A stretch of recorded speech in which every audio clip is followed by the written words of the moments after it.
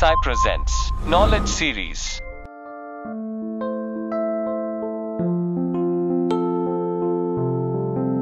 Five, four, three, two, one.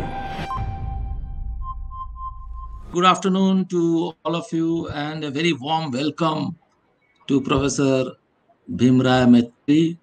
And sir, hearty congratulations for joining IIM Nagpur as the director after a very successful stint at IIM Trichy. A warm welcome to you, sir. Thank you very much, Professor Atish. Sir, there has been a lot of discussion, a lot of questions regarding the new education policy of India, which was unveiled very recently. And this policy has proposed some of the sweeping reforms in the higher education space, particularly, including allowing global universities to set up their campuses in India. There are some recommendations like multiple entry and exits and multidisciplinary approach, a curriculum which is a combination of liberal and professional courses. And these are some of the recommendations which can actually, completely change the education landscape of India. The questions that are there in the minds of a vast majority of Indians, and particularly the educators, the student community, those questions we would like to deliberate on today, sir. Okay. My question to you is that what are your first reaction to this new education policy? I think my first reaction to new education policy is it is a gold standard for Indian higher education sector. Because new education policy, after long and first time, it is a breakthrough and it is setting very high standard comparing to many policies all over the world. This is the one policy I must say, because I was also involved while giving my input to the when policy was under formation. So I have also given the input. So this particular policy is basically focusing on entirely one important principle, that people and planet first and profit at the last. So global citizenship, global social responsibility, and United Nations, that sustainable goals, including the out of 17 4 are from education sector, and learning to learn. Again, another important aspect. This particular new policy, in summary, in total, if you want to say how to build a character in a human being and a student, and how to make a student as a holistic human being, that is what the focus is all about this new National Education Policy 2020. I think very interesting points made. We are now talking about a policy which is looking at character building, building holistic individuals, and promoting global citizenship, and putting the people and the planet ahead of profit. What are the key ingredients in the policy which you think would make that happen? I think the first thing is entire education sector is basically classified into three category of institutions or three entities. Number one, research universities. Number two, comprehensive teaching university. Number three, autonomous degree granting colleges. Now these are the three types. Entire education sector is divided, and affiliated colleges, they are going to disappear. Either they may get into a teaching university or autonomous degree granting colleges. So this is the one important major change in the new national education policy. Apart from that, there are under the National Higher Education Commission, there are 4 types of regulators. That is at the regulatory level. Now, when it comes to operations, there are 3 important points in the new national education policy. That is, one is multidisciplinary approach. Number 2, multiple entry and multiple exit. And number 3, the basically, particularly in the area of management and very specialized institutions like IIM, IISER, IIIT. So the focus is on basically multidisciplinary. So multidisciplinary means the many departments will be there focusing on various areas. And Atish, I think you are the one promoter of T-learning. So this multidisciplinary approach is all about talking about one area you are specialized and many areas you are knowing that T-learning is one of the important, the backbone of this new national education policy. And apart from that, another important aspect, first time in the history of new national education policy, the focus has been National Research Foundation.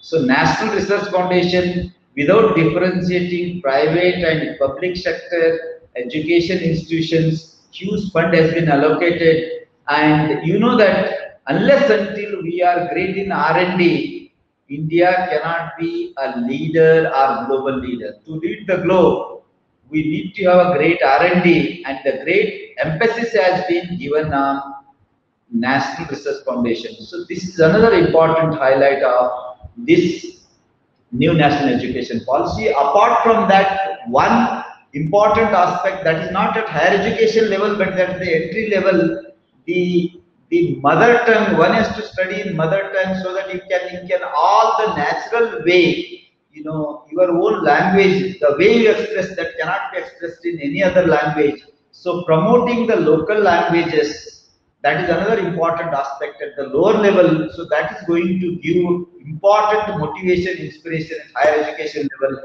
if that input comes at the primary and secondary level. So these are the few of the highlights of new national education policy. Apart from that, one important aspect, our Prime Minister always, Honorable Prime Minister always talks about Atmanirbhar Bharat. To make India Atmanirbhar, self-reliant, this new national education policy focus has been Jad se leke jag tak. That is what Prime Minister said on the inaugural day of this particular new education policy. So local, vocal and global. So that is very clearly articulated in this new national education policy. And employment is one of the small elements, small outcome of this. Otherwise, the major focus is from materialistic growth, we are marching towards building character and building holistic human being. And automatically, they will become a job creator, they will become an entrepreneur, they will become, great innovator. And that is what the overall emphasis on new national education policy. Thank you. I think it's a very good overview of the policy that you have given in terms of type of, the higher educational institutions, the kind of flexibilities that the policy offers in terms of multi-disciplinary approach, also multiple entry and exit, and the whole shift from a materialistic to a holistic individual, talking about character. And if character is there, there will be innovation, there will be growth, and there will be employability.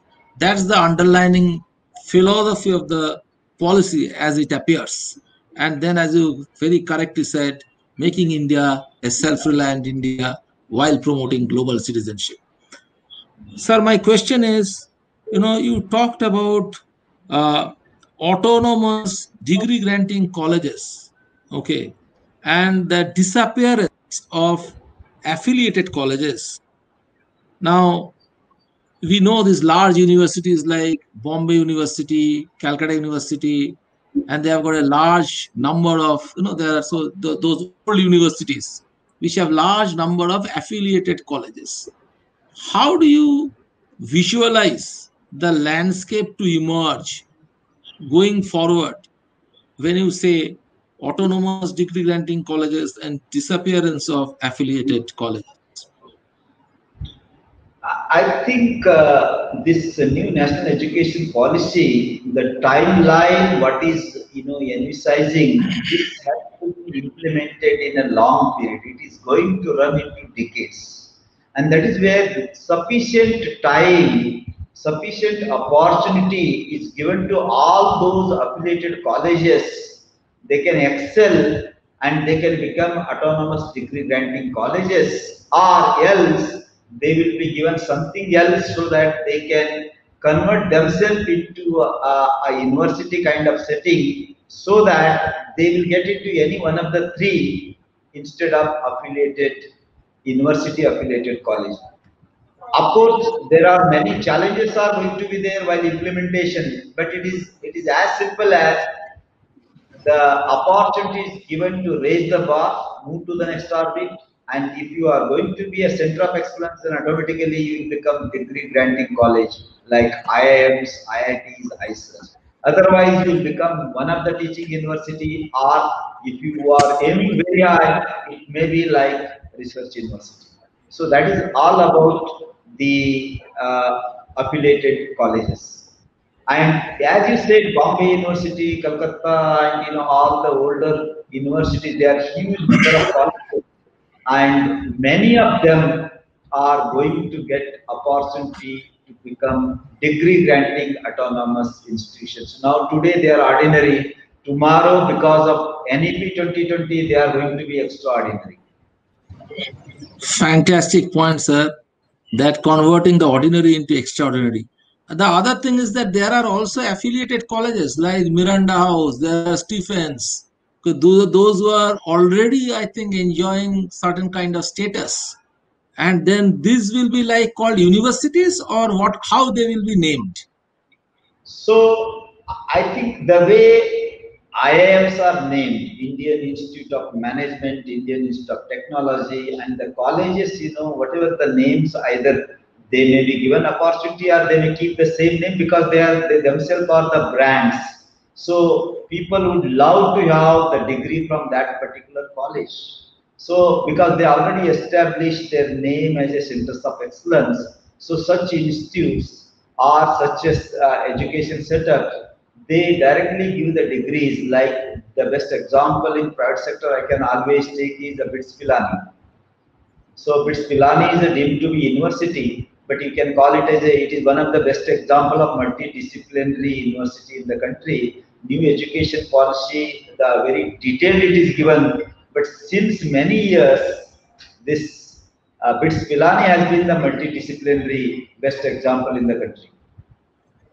So you are saying more of BITS Pilani in the country, and which automatically implies that more institutions achieving higher standards and with an endeavor to become something of global repute. Is that the way forward for colleges? Yeah. I think that is what the new national education policy, the focus has been. Basically, if you look at the Indian tradition, if you look at if you go back many hundred years, India was known for its own traditional knowledge, traditional culture. In between that, a culture and DNA has been changed because of the Western influence and Western education. New national education policy, if you go in deeper depth, it clearly tells how to become a human being, good human being, and from good human being, how to move to the all being. All being in the sense, respect every living being on the planet, so that serving to the society and a large-heartedness and great giving to the society. Even if today, if you see some evidences of Birlas, you know that wherever they go, along with the business, they build the temples. Look at the Tatas, they built Jamshedpur. Even CSR word was not coined, but they served the society. How to serve the society, how to serve the community, that great giving approach and building character and marching today's education. If you look at the Western world and even in India, it is more towards self-centered and materialistic. And that from that we are moving to the old glorious days of Takshila and Nalanda. That is all about serving the society, serving the not only nation but serving the globe as a leader. And that is what the total focus is all about. And doing that, the employment, today if you ask the students, I am joining that college because I get a greater placement. So that is going to disappear. I am joining that college, that university, because I am going to be a great human being. I am going to be a great person to serve the society, to serve the nation, and create employment for myself and employability for many people. So that is what the focus of NEP is all about. I think very well said, sir. A shift from consumption to contribution and from receiving to giving. As a matter of fact, if you look at the way we live our life, consumption and contribution is happening simultaneously. Every time we inhale oxygen, we are consuming. But at the same time, we are contributing carbon dioxide for the plants. I think moment one of that stops, I think we stop living. I think that fundamentally needs to be understood and appreciated, that consumption and contribution is a cycle which goes on. And you very well put it, that the main purpose of education is to create good human being, which is essential. I think that's a very well articulated statement.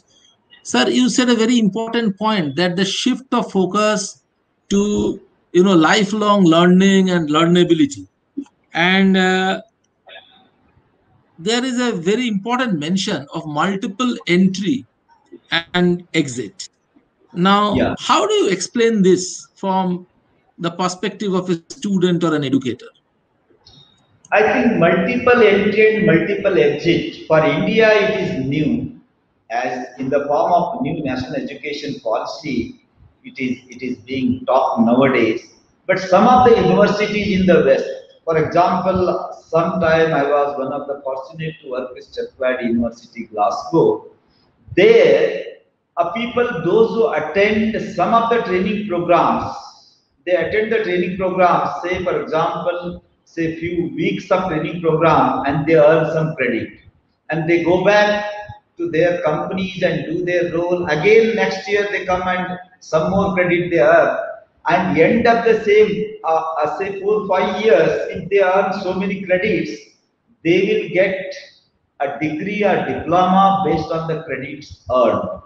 So that multiple entry and exit is already exists in many of the universities in the Western world. Some of the universities are already there. It is the most successful model, but in India we are first time introducing.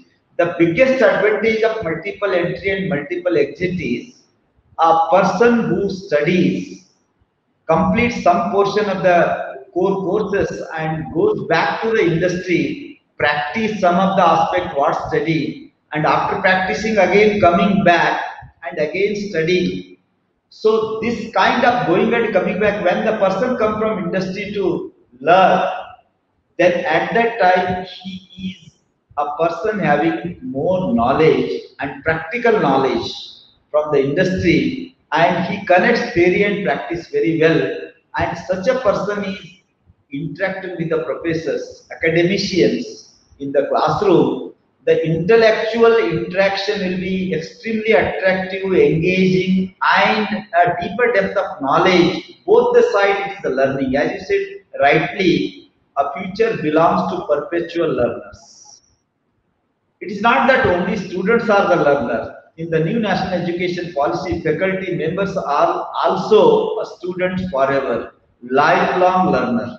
So lifelong learning is because in this kind of industry 4.0, very soon industry 5.0 may come. So context is changing very fast. The way river changes its path, Same way, context is changing because of the advancement of the digital technology. So, in such a situation context, the many companies are going to move away from the old product. For example, auto sector, all spare part industry is going to be in doldrum because 3D printing has come. So it means one car is made up of 14,000-15,000 of components has come down to just a few hundred, either 200 spare parts are good enough to using 3D print to make one car. Now what will happen to those so many lakhs of spare parts people? They are going to disappear because of the technology, because of 3D printing. Similarly, the people, those who do jewelry and all those things, 3D printing, they will print. Even people are talking about 3D printing, making the artificial heart and all. So that is one technological advancement. Then many of our existing roles are taken by the robots. Robots are fastly capturing all the repetitive jobs. Only software and statistic kind of roles, yet robots are not touched. When the day will come, they may also play the role. So in such a kind of very fast changing world, the roles are changing, and because the roles are changing, new skill sets are required for the newer roles. So skilling, reskilling, upskilling has become a common phenomena for everybody. Earlier days, once you get the degree, you can work for 30 years in a company, generation to generation, same company. That has gone. In one generation of 60 to 80 years, you may work 10, 12 companies.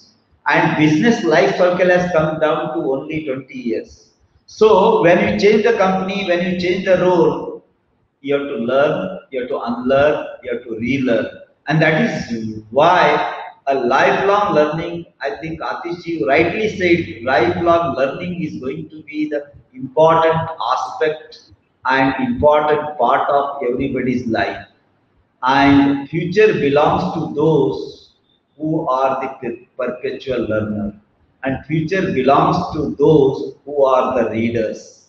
And the natives of the digital world, our students, reading habits are gone, but to make a difference, to win over the context, you have to be always remain present. You have to always remain relevant.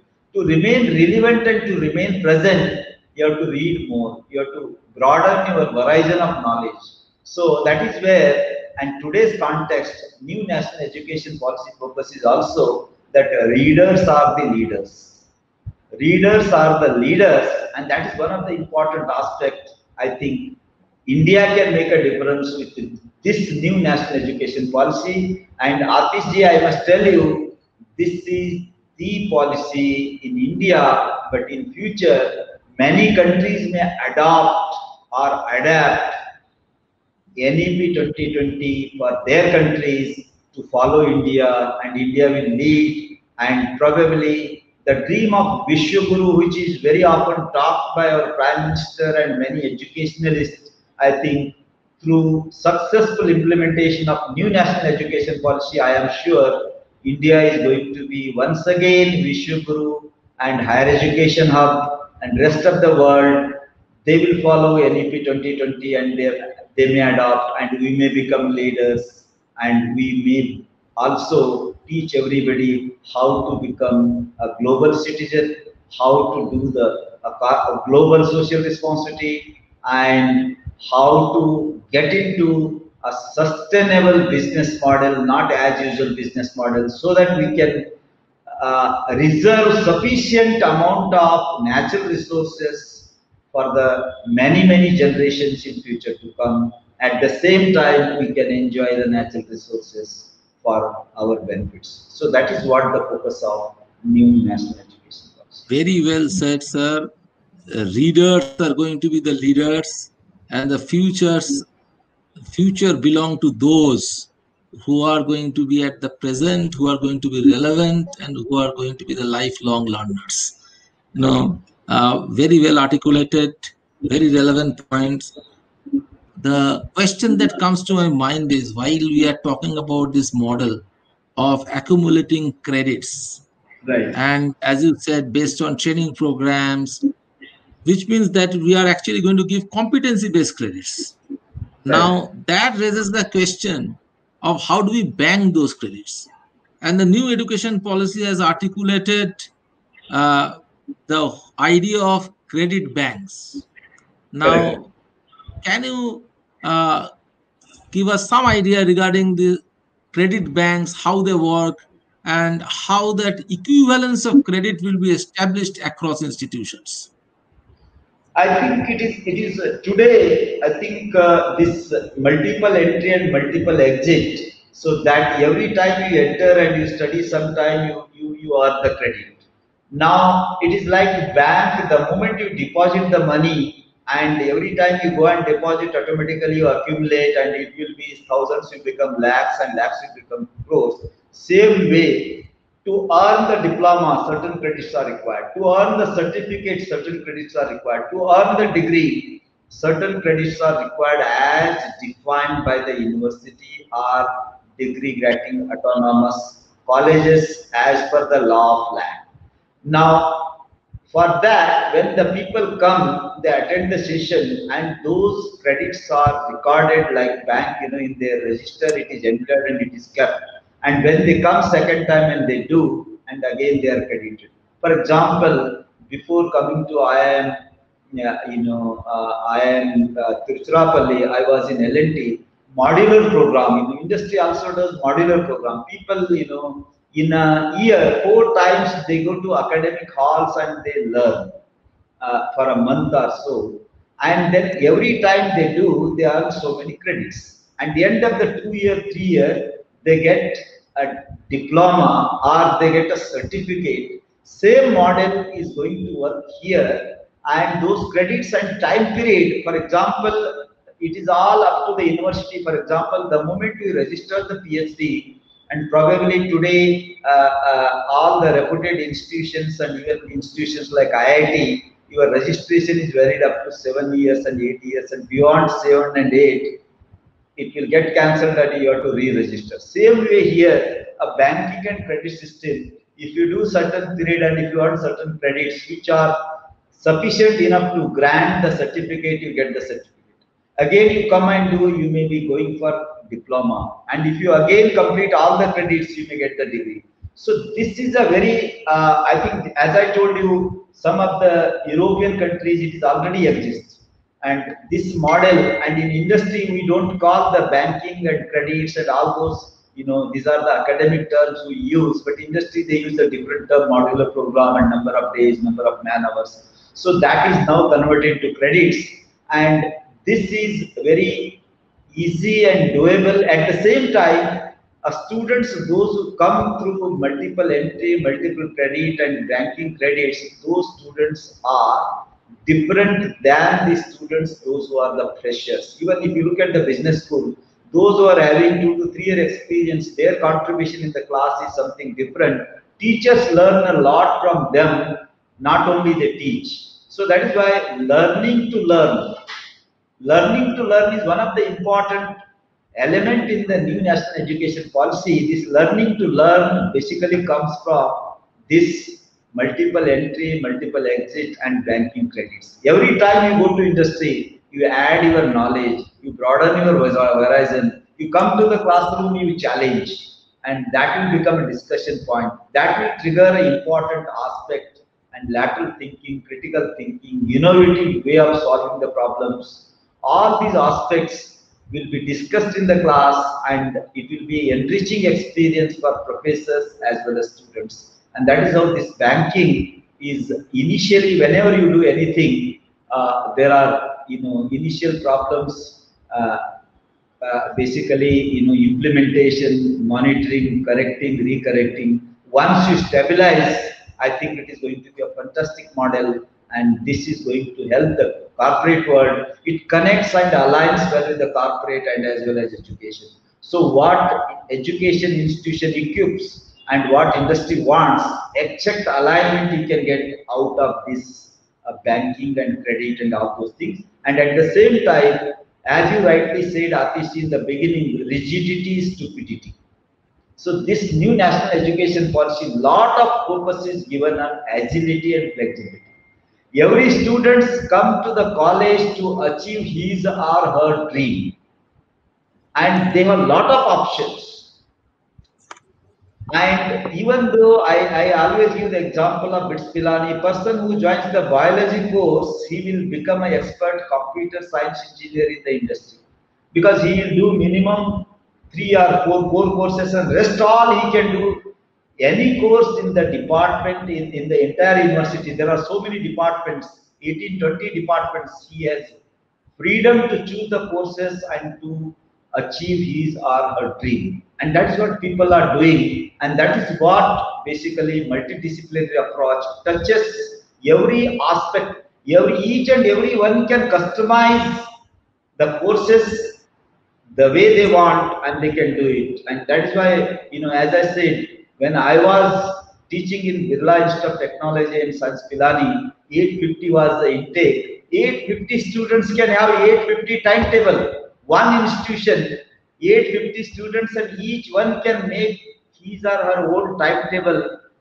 And one may do morning 6 to before lunch, and those who are the one, Survanshi, those who get up late, they can start their classes after 12 until up to 8 o'clock, and those some can start at 2 to 10. So it means such a kind of flexibility, such a kind of student centric, such a kind of learner centric system is going to evolve once we systematically implement this new national education policy.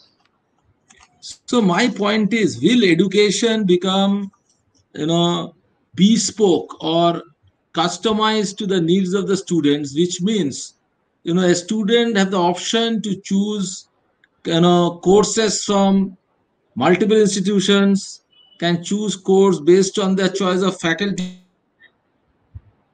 Yeah, I think today, if you look at the student exchange program, what we do today, student exchange program, is when students go to Europe or Singapore and taking the taking the courses.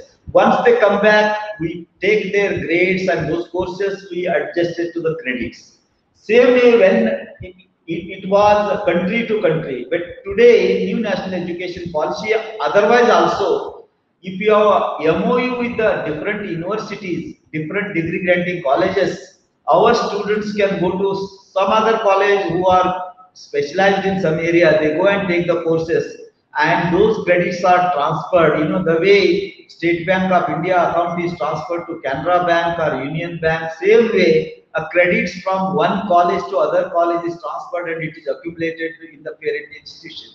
Or a person, for example, tuning programs, very popular in Malaysia, even in UK. So 2-year engineering they do in Malaysia, remaining 2 years they do in UK, they get the degree of UK.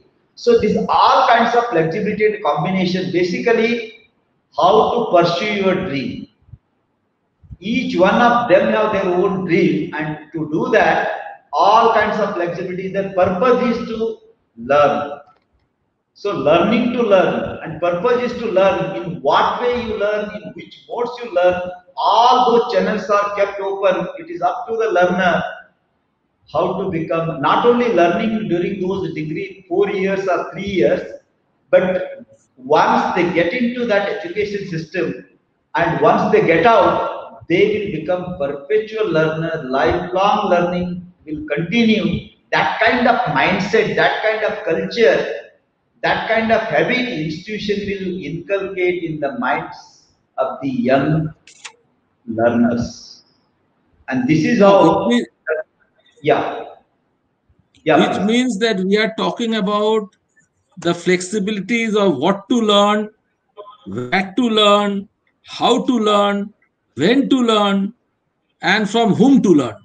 And so where is the new education policy promoting the 5 W's of learning? Yeah. So it is all up to you. You decide and you do it. And so platform is provided.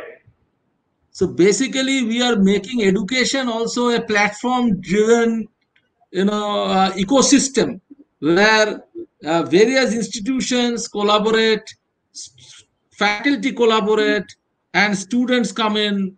Is that the way education is going to evolve based on this new education policy? I think Atish ji, you see, today if you see 5 year, 2 year, or even few months down the line, future is fluid. And gone are the days 15, 20 year strategy. What we are going to get tomorrow and what I can get the result 8 days or 20 days or month. I was talking to one of the a serial entrepreneur, Mr. Sridhar, who is in San Francisco. He was telling our strategy is tomorrow and 8 days. Only we do. We never think of 8 years and 20 years, 30 years. So strategy, future is fluid. Strategy is also fluid. That is emergent strategy, not 15, 20 years. And leadership is also fluid leadership or contextual leadership. So contextual leadership, the moment context changes, the style of leadership has to change to get the result because you have to be relevant to that context. Situation changes, our leadership style has to change. Now, in this very fast changing contextual world, context is changing very fast. In front of your own eyes, companies are disappearing, new companies are coming, and leadership is changing, roles are changing, skills are changing. In such a kind of environment, what you rightly said is future belongs to a leadership which empowers the subordinate. Future belongs to such a leadership. You know that otherwise leaders have changed, but leadership has not changed. It's very important. You might have seen till now leaders have changed, but leadership remains same. And in this contextual world, leadership and leaders are both of them are going to change. So leadership has to change. Whether leaders change or not, that is immaterial, but leadership has to change according to the context. And gone are the days leader going to the boardroom and addressing this is what you have to do. I say you listen. Those days are gone. In the boardroom in future leader is the one, future successful leader is the one. He will go to the boardroom. He will be sitting with all his colleagues and subordinates, and his job is to be a great listener. What they say, what idea they give, what all they say, and then later on at the end you have to say, I fully agree, you go ahead. Means you have to listen and you have to empower them because if you look at the today's these natives of the digital world, they are best in the the new generation skills. They are best in digital skills. And you know that Atish, your and my generation, we have listened to our parents and we are listening to our kids. So the technology aspect is concerned, technology platform is concerned, younger generation is more knowledgeable than the elder one. So that is where a leader has to empower the younger generation, and your focus is not on the means, your focus has to be on the end. Keeping end in mind, everything one has to do. And that is why future leadership is a contextual leadership, and in which Indians are the best earlier days, because earlier days when the joint family was there, grandparents used to raise the grandchildren. They used to tell all kinds of stories, Ramayana, Mahabharata, and Chanakya, all those kings and all the great stories. And this is how it used to build a great characteristic and great human being in the minds of the young kids. But today, you know that due to Western influence and now joint families are no more exist and people are moving from their native place to different places, and grandparents they don't accompany, and husband and wife both are working and kids are given to the maids. And the moment kids are given to the maids to raise, then that stories and Mahabharata, Ramayana and all those character building is disappearing.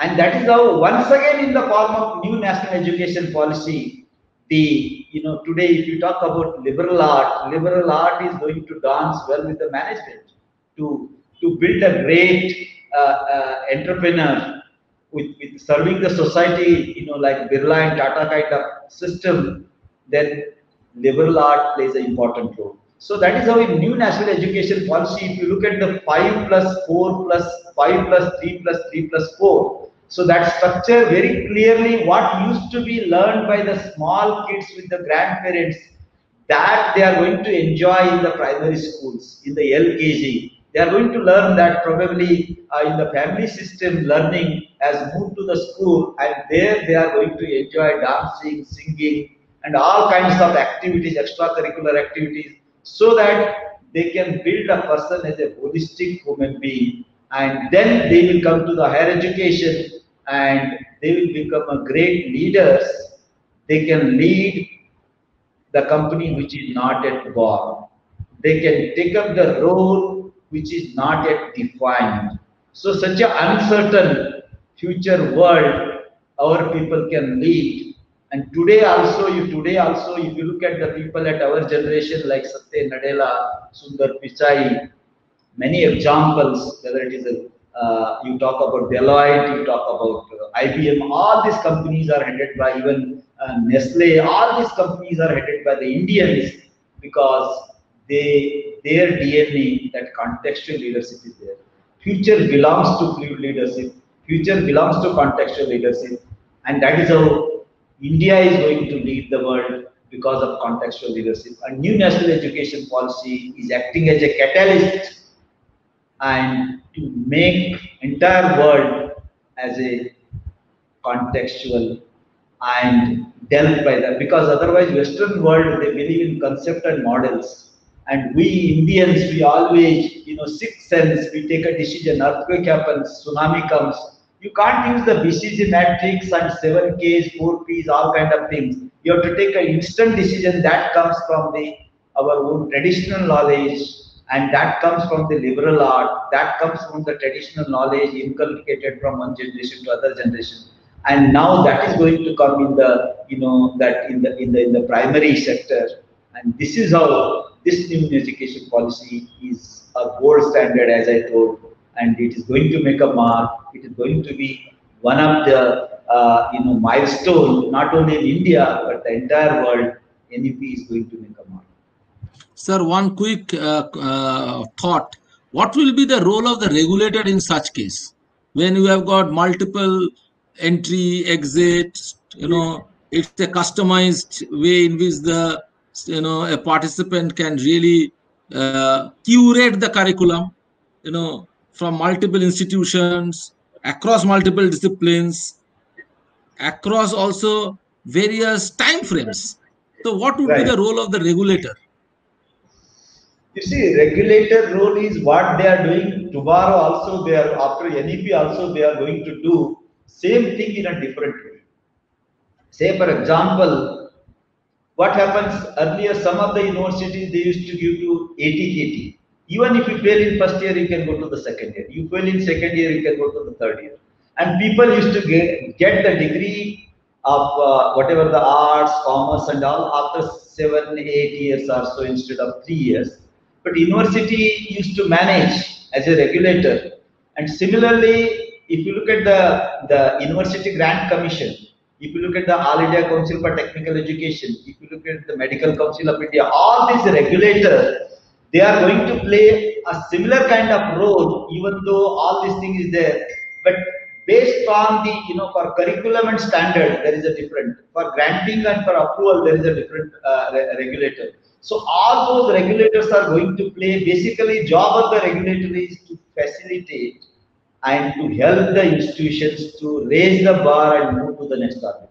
How to make every education setting to the setting as a center of excellence, that is the job of regulator, not to give license to run the education institution. So earlier, if you go back some years back, it was basically giving approval and not doing anything else. But now in the new national education policy, basically how to handle, how to help, how to raise the bar, that is what the focus of all the 4 types of regulator, apart from funding from the National Research Foundation. So it is all, whenever something new comes, we feel it is difficult, we feel it is impossible to do. But after some time, automatically we realize this also we have done very beautifully. And that is how, once we get into that, it is before jumping into the swimming pool, we think it is difficult to swim, but once you get into, then you are the best swimmer in that particular context. So that is what going to happen, and I am sure this all the four types of regulators under the Indian National Commission, it is the Education Commission, it is going to play important role. But only one particular aspect is going to change, that is a blended learning, because of COVID has changed the context. And blended learning, even after COVID, once COVID disappear also, blended learning is going to be there. And people from across the world, they are going to teach for the learner. And people across the globe are also join as a students to learn, online learning. Now today, boundaries for the state, education is to be a subject of state and center. But in case of online education, and today online is mainline, in such kind of context, regulatory framework, what the regulator are going to do, that's going to be quite challenging. Our students can, sitting in India, they can do a degree from one of the university in Australia, and Australian can do degree in India. So those kind of things are going to happen, because the way MNCs do the business across the globe, same way education institutions settings are also going to do. That is how top 100 institutions, they are going to come to India, and top 100 Indians are going to across the globe to train the rest of the world. So this is how regulator aspects are going to change, keeping globe in mind. These changes are going to come, but it is not difficult to operate and regulate, because the job is to how to enhance the quality. For example, you can get faculty from across the globe. Just now you mentioned. Right. So now the faculty may be in US, Europe, Singapore, and teaching in IIM Nagpur. Yeah. Now, how will this whole concept of the permanent faculty, will that change? I think the DNA of education is going to change, not because of new national education policy, because of the contextual change, because of the disruption. In this disruptive world, irrespective of new national education policy, this is going to change. Future belongs to temporary knowledge workers. Future is not going to be for the permanent employees. Permanent employees are going to be very less in number. Virtual universities are going to come into picture. Virtual universities. You can't see the universities, but great learning happens. I always give the example of Singapore Bank. A bank, nobody knows where is the bank, but everybody will get the best service from that bank. So same way, digital universities, professors across the world will be teaching for that university, and that is why virtual teachers, in the corporate world, they call virtual CFO and virtual CEO. One person sitting in one place running many companies across the globe. Same way, a permanent job definition is going to change. As a faculty, I may be teaching many universities at the same time, and I'm getting the honorarium or remuneration. But today's rule, if you work in one university, you can't go to your affiliation should not be there, and all those things. That is going to disappear very soon. You may be a professor for many universities, and your job is to basically, because today focus is learner centric. Earlier focus was on teaching centric. So learner centric, how the learning comes is extremely important. How you engage the students, make them better student, that is most important. And from where it comes, that is immaterial. And that is where one person may be associated with many universities as a professor, as a great teacher. And that is what going to be the future. So you are sitting in your house and you are a teacher across the globe. You need not to go anywhere. Sitting here only you can. Today, one of the Institute of National Importance, one of the person, he got selected in one of the good institute in Europe, Paris. But because of COVID, he is here and he is teaching online here, and he is getting salary. He is in India, but he has been appointed. So same thing is going to happen. Probably instead of one, your affiliation will be many institutions. It is going to be very interesting. Very interesting change, which is the faculty affiliation to a particular institution or university is going to get disrupted, and it is going to be completely disappear, which means the it's very different kind of a university that you are talking about, maybe a virtual university, just like the lines of the Singapore bank that you mentioned. Now because we can go on, but because of the shortage of time, okay, my one last question to you: as institutions become multidisciplinary, Yeah. and there are single discipline institutions like the IITs and the IIMs, Yeah. okay, there are two spectrums here. On the one side, there are the older IIMs which have been structured around single discipline of management, and Right. there will be this opportunity of the newer IIMs like where you are. I am Nagpur. Okay, probably you can start by making it as a multidisciplinary institution. I'm Right. using that term. Now, how do you see this unfolding? Is the I, IIMs, the older ones, will they be little bit, having a greater challenge than what you have? And the advantage of being older will get nullified because of this new policy and the changing context. How do you view that, sir? I think Atish, you brought out the very relevant and important question. And before answering, let me tell you, top 20 companies in the world today, they are the one who have born less than 20 years. Is it not? Same Absolutely. way, a new generation IIMs, they don't have any baggages, they don't have any legacy. So they are going to make a mark very soon, and this is going to be one of the important USP. They are going to be the change agent. And even older one, there is no option to remain a specialized university. Every universities, every institutions, they have to go to the multidisciplinary.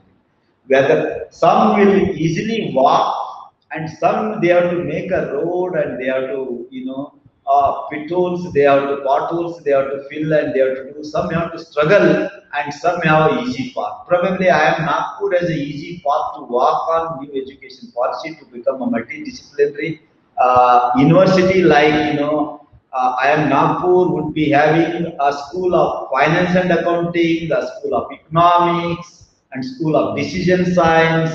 So like that, a school of humanities, like that it will become a school of liberal arts. So multidisciplinary university. Best example I can quote is the Singapore Management University. It is a multidisciplinary university. And as you said, IIT Kharagpur is already multidisciplinary. They have opened the medical, and they have law, and they have all kinds of science apart from engineering. And some extent, IITs are science and engineering together. They have some kind of multidisciplinary. But humanities and liberal art are going to be a part and parcel of every institution, irrespective of whether it is a medical, whether it is a engineering, whether it is management. So they are going to play an important role to build the character and to build the great human being. And that is why the special emphasis is on given on social sciences. Even a school of social science, humanities and social science may be another school in IIM, like IIM Nagpur and all. But all the IIMs, all the triple ITs, they are all going to change their DNA from single specialized education setting to the multidisciplinary, and the numbers may go up to 2,500 to 3,000. All institutions, even colleges also, there is a large number of students, not a small number the way we have today. And that change is going to happen. And I must say that it is going to be a very interesting journey. And younger one, as I told, the elder one probably may learn from younger one in IIM also. Because Fantastically said, sir. because yeah, That the younger ones now have an advantage, and the old may have to learn from the new. Okay, the older ones learning from the younger ones. Three yeah, quick questions, sir. yeah. Your message to the educators. So I think my message to the educator is sooner is better. We should be the first one to prepare the road to walk on the new national education policy. This is the first message, because you should be the first one to set a benchmark. You should be the first one to lead and become a role model. So that is the first, sooner we should do. Second one, we have to plan well. We have to plan as well as execute well. Many times we plan but we fail to execute. Many times we execute but we fail to plan. So planning and education should go hand in hand so that we can successfully implement new national education policy. And third message to the educator is, we should keep our eyes open for the rest of the world. You look within, look around, look beyond, and act locally and be vocal so that you can become a global. Fantastic, sir. Your message to the academic leaders, sir. Institutional leaders like directors, vice chancellors. I think message to the academic leaders. I would like to quote a very important, I think, a statement, profound statement given by Swami Vivekananda. So, leader is the one who thinks the unthinkable, who achieves the unachievable, and who sees the invisible. So, academic institutions, basically every teacher is the institution of knowledge. Every teacher is the institution of knowledge, and every academic institution is the one which creates the knowledge, which disseminates the knowledge, which applies the knowledge, and that is where a person who is heading such institution, he has to be seeing what others are not seeing. He has to visualizing what can come after 3 years. He has to be he or she has to be a great sense maker, and he or she has to be the first one to change and become a role model. That is what my message to all my academic leaders. Sir, your message to the regulators. So message to the regulator is, they are going to be a great friends of the education institutions, and I think they have to be a facilitator, and they have to provide the direction, guidance to the education institutions, how to move to the next orbit. At the same time, they provide all kinds of support and mentorship to move the education institutions from one level to the next level. Fantastic, sir. Your message to the parents of India. I think my message to the parents of India is, the most important message is, we should inculcate in the young minds, basically a kids, Indian ethos, and we should provide a large amount of the traditional knowledge to the young generation, because they are the natives of the digital world. They are extremely sharp, but they are extremely shallow. How to make them to read more, to become deep learner, and for that purpose, we have to, because there is no competition in reading nowadays. So as I just now I told, readers are the leaders. How to make them to read, and how to make them as a tea learner, as which Atish you always profoundly say, tea learning. So one area specialization and many areas they should be knowing, and that is what future belongs to. And parents have to give that kind of environment to the kids. And one more important message for parents is, they have to spend 10% or some percentage of the money for the kids for their R&D activities. They may experiment with the computer, laptop, or mobile, whatever it is. Like companies will spend few percentage for R&D. In house also, we have to make our kids as a leader, a kids as a risk taker. We have to provide few percentage of money for their experimentation, so that they will become innovator, they will become a leader instead of follower. Sir, your message to the students of this country, the young generation. So my message to young generation is, I think one important message to young generation is, they have to think big, they have to be always present. To be present, They should be the first one to capture the technology. They should never be the last one to capture the technology. And they should be always grounded. When you move on the ladder, along with the competency and moving on the position, arrogancy comes, but they should suppress the arrogancy and they should be a leader with great humility. And they should be always grounded with Indian ethos. On that note, thank you so much, sir. It was great pleasure talking to you. You know, it's absolutely amazing. Thank you so much, sir. Thank you. Thank you.